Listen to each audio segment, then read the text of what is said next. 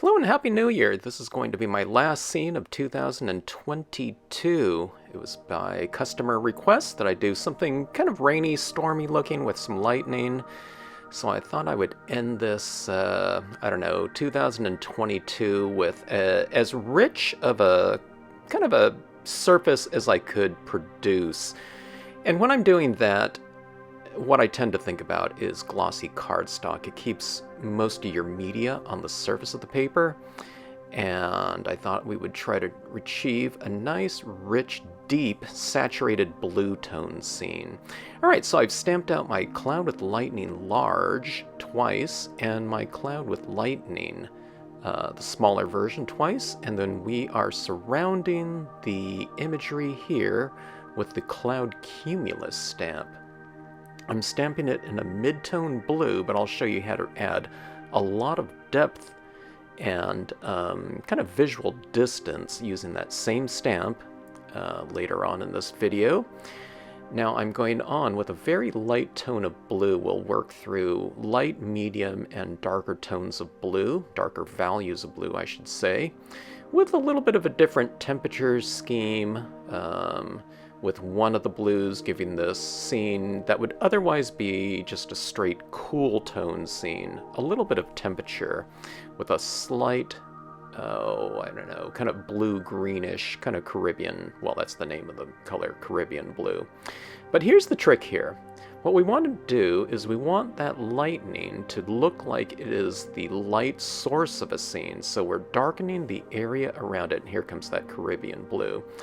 But we also want, on some of these clouds, to represent the reflected light as kind of a visual dialogue with that light source. So you have light source, lightning bolts, and reflected light. In this case, it'll be the clouds for the most part, because this is going to be a sky-dominant scene.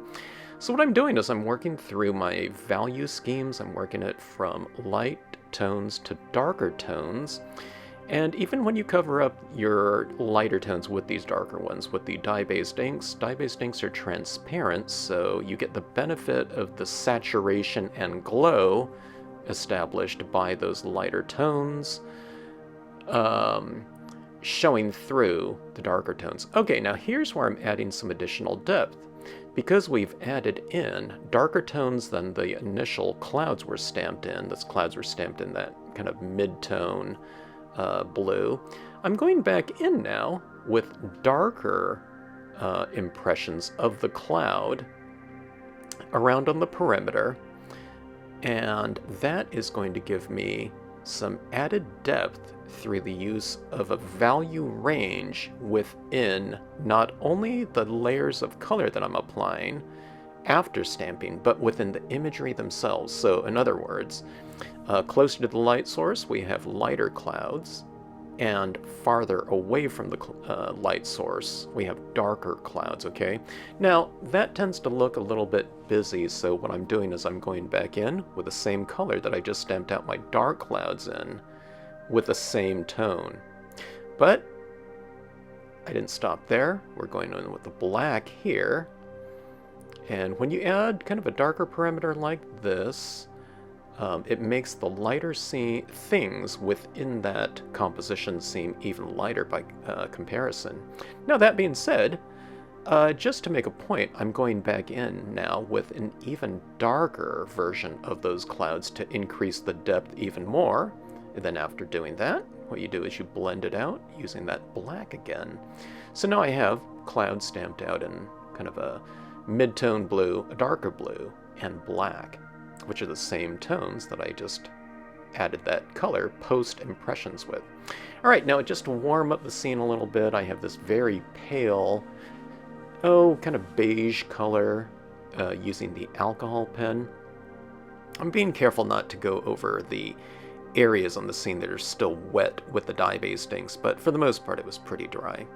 Stamping out the Art Foamies version of the Lakeside Cove here. That makes pretty quick work of this very large scene here.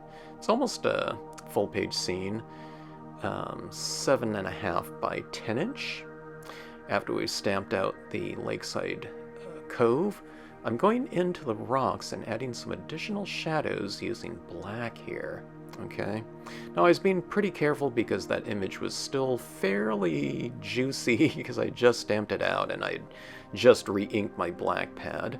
Going in with the alcohol markers to add a little bit extra blue tones into those rocks, kind of at the base of the rocks, not really on the top sides of them, because I want those tops of the rocks along the water's edge to look like it's reflecting that light coming from above, adding in some reeds here in the foreground, giving the scene a little bit of extra depth. Now, I'm going in with these colored acrylic paint pens here to add kind of that sparkly shimmer and detailed reflective lighting on the different objects and areas. So I'm adding these kind of mid-tone blue dots in the darker areas, okay?